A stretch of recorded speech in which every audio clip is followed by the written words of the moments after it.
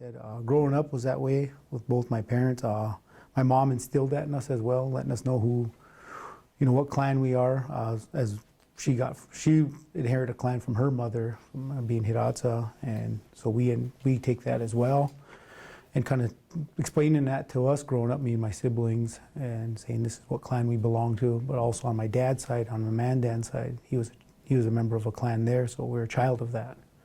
So kind of explaining that, and he explained a lot of that to us, kind of your do's and don'ts, your rights, and a lot of that stuff. And I think that's a good foundation growing up, having that. So I was fortunate enough, my parents instilled that and told us that. And not only on that Hidatsa and Mandan side, but also on the Arikara side too. We have societies that we belong to, what positions, different ones that they hold, as well as a lot of that side is your grandparents instilling a lot of teachings in you as well. So growing up, I had that as well.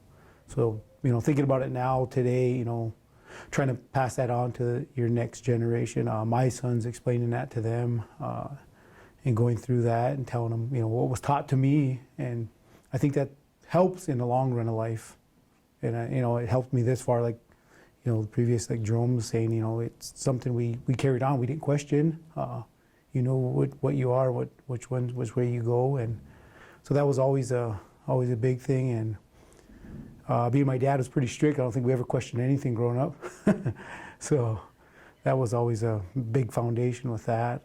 Same with a lot of the stuff you talk about, your land, your different animals, different stuff. Where I live today is land that we inherited from my mom's side.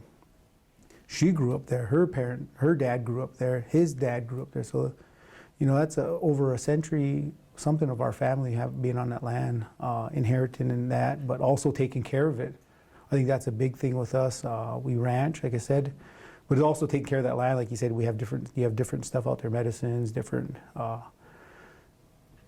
ways and traditions that our people have had for years that we still carry on today. Kind of proud of that too, in a way, that how many years later we still do that.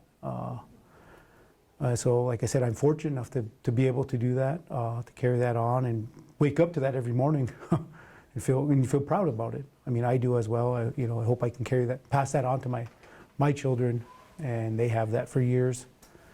Like you said, different stuff with that, hunting. We have the river right there.